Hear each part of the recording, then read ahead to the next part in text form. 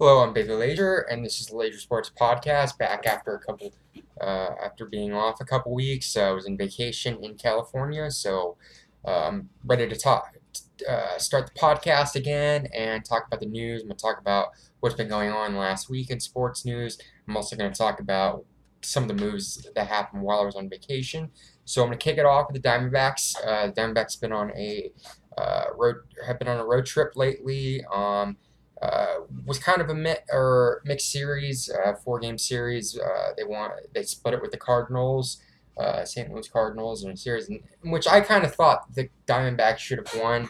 They were in games and in positions to take the leads or hold the leads pretty much each game in that Cardinal series, but that didn't happen. That didn't happen in this game or in that series. The Diamondbacks, after losing the Cardinals in the final game in that series, they were crushed, I think, 16-4 to the Chicago Cubs. But the Diamondbacks were able to rebound against a really hot Chicago Cubs team, and they were able to take off a good performance by Zach Godley, who was originally drafted by the Chicago Cubs and was acquired in the Miguel Montero trade a couple years ago. Was able to get the victory, win 3-0.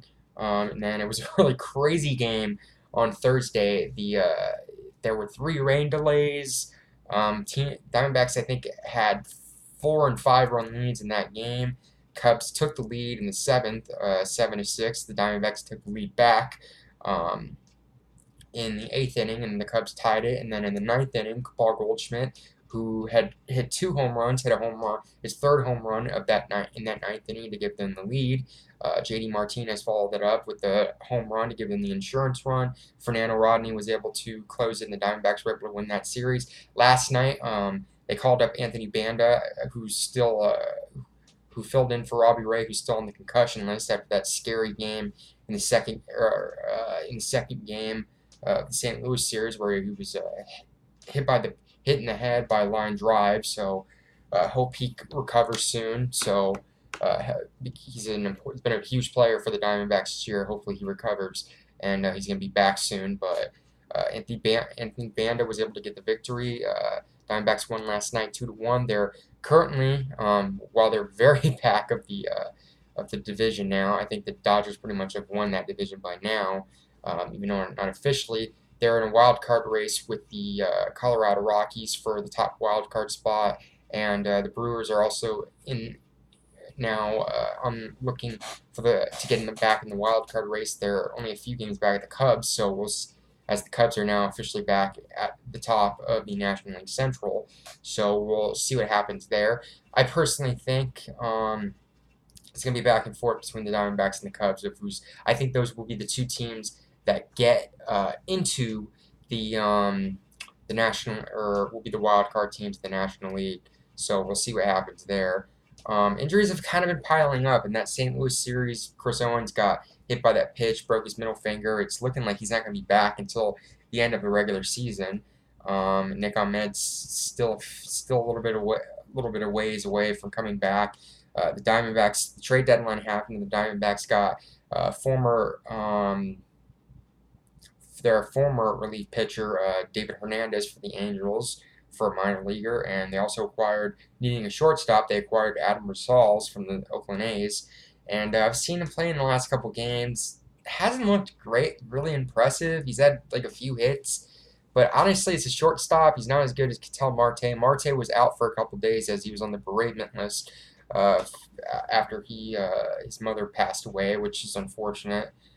So part out to him and his family. He will be back tonight as they're playing tonight. They're playing the Giants. Last night was kind of a scary incident. Brandon Belt got hit in the head by a breaking ball by Anthony Banda. He was put on the disabled list, I think on the concussion list. And Pablo Sandoval, who's on the Red Sox for a long time, hasn't really played because of injuries and stuff like that. He was released by the Red Sox. Giants picked him up, signed him to a minor league deal, and now this will be his first game back with the Bay Area team. So we'll see what happens there. That's pretty much my thoughts. The injuries have been piling up in the Diamondbacks, but hopefully if they win tonight, it guarantees they'll have a winning road trip and they'll win the series and then go for the sweep tomorrow. So we'll see what happens there. Diamondbacks are going to have a hard homestand coming up, as they will have to play the Cubs, the Astros, and the Dodgers. So these are all playoff teams probably. So we'll see what happens there. Talk about the standings currently, as it's kind of been a crazy one. The American League East, Red Sox are currently leading the Yankees and the Tampa Bay Rays. Leading the Yankees are in second place, although I believe they're one of the wild card teams by 3 games. Tampa Bay over 4.5. Cleveland has gotten a grip on that division again, like I expected they would before the season. They're in first place. They're up over 3.5 games over the Kansas City Royals. Houston has a 15-game lead over the Seattle Mariners. Nationals have a big grip on that National League East. Cubs and the Brewers are kind of going back and forth. I think for the Brewers, the only way that I could see them getting into the postseason is if they win the division. I don't think the wild card. To me, even though they're not out of the wild card, they're gonna have to win the division. So it's gonna be, in my opinion, Cubs Brewers. It's gonna come down to those last few weeks of who's gonna win the division. I think the Cubs will win the division just because of the experience, but we'll see. And then the Dodgers have a huge grip over the National League West. So yeah, that's pretty much it. Moving on to some of the moves that happened in the trade deadline the last week or so. Yu Darvish was a huge acquisition. The Dodgers were going after either Verlander, Sonny Gray, or Yu Darvish, and they got Yu Darvish, and that's another one of their big pieces that they're trying to get off to finally get over the playoff hump and get into the World Series and win it, as a lot of people are expecting him to. Sonny Gray, meanwhile, went to the New York Yankees. Some of the big trade candidates that didn't go, I was kind of surprised we're not traded Zach Britton from the Orioles. The Astros, it looks like we're going after him, but at last second, that didn't happen. Another player that didn't get traded, Justin Verlander, although he's been, I believe, was put on revocable waivers, so we'll see what happens there. Meanwhile, on other news, the Diamondbacks, Yasmani Tomas, it says he will be playing in the minors next week. And we'll see if he comes back. Personally, with J.D. Martinez coming up, I don't know what's going to happen with the outfield, but we'll see.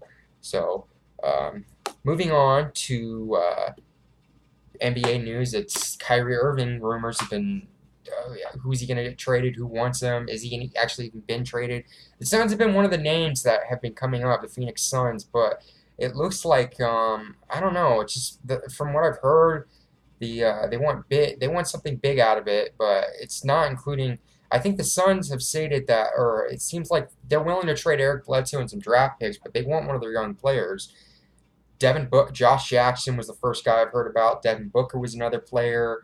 Dragon Bender is now another player. If I'm the Phoenix Suns, I'm not a fan of this trade. You know what? Stick to Kyrie Irving. It's not even guaranteed he'll sign an extension with you. So if I'm the Suns, keep on the youth movement. You don't need to go after Kyrie Irving. Stick with what you got. I think the Suns are almost there.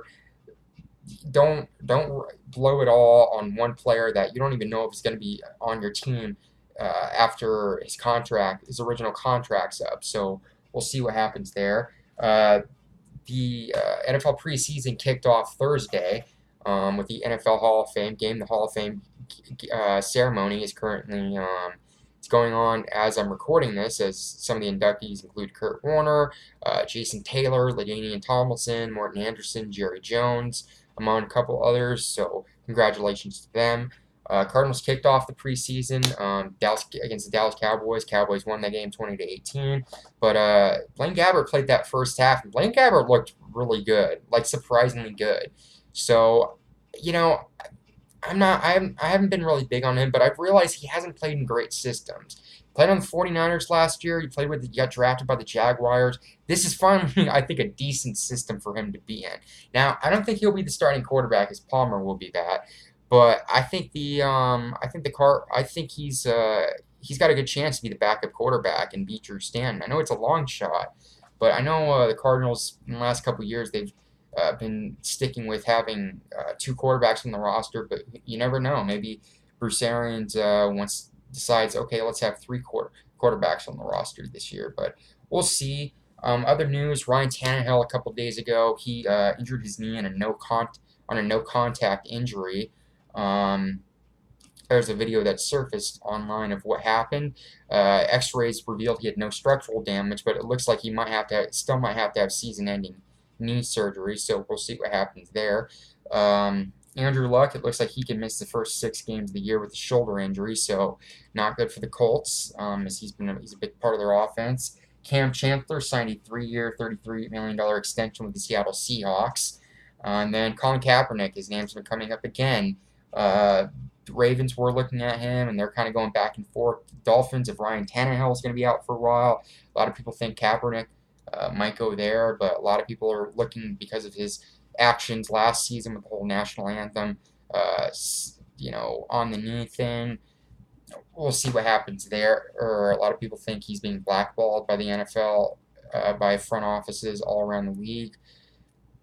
I'm not going to talk about it because I personally think that it's so divided on each side of what your opinion is on the Kaepernick. And, if anybody wants to comment that in the comments section, feel free to. But I'm not going to talk about it because I don't know. I don't have no comment on it. So, I don't. It's whatever. Also, it was just announced today, as I was about to record this podcast, T.J. Logan, who looks very good in that preseason game, he went out that game with a wrist injury, and it looks like he will be out 12 weeks with a wrist injury, and that kind of hurts the depth with the Cardinals' running back situation, as he looked like he was going to be a good backup behind David Johnson, but it's not the case. So it looks like Andre Ellington's going to make the roster. So we'll see what happens there. Chris Johnson was also re-signed by the Cardinals, so it looks like that's going to be that's been the running back situation in the last 2 seasons, entering the beginning of the NFL season. But we'll see if each of those running backs can stay healthy. So we'll see what happens there. So moving on, final piece of news. Talk a little bit about NHL news. There hasn't been that much news since the free agency period started. That's died down now.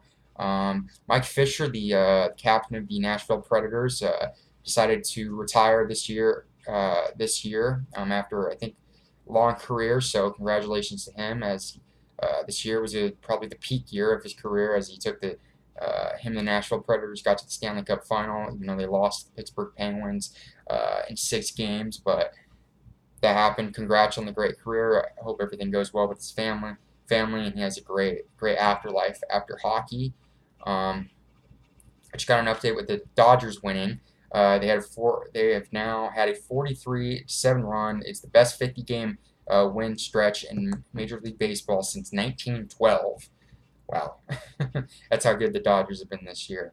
And then final piece of news: Jacob Chikrin, the defenseman for the Arizona Coyotes, is out indefinitely after he got knee surgery. So hope speedy recovery for him. I think stays healthy.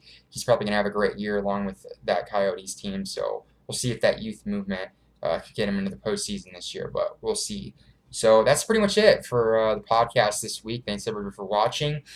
I'm probably going to have another podcast probably midway through the preseason. I will do an NFL season predictions. I have to look at, I don't want to do predictions and then, let's say a major injury happens, which is unfortunately what happens every preseason. So we'll see what happens there.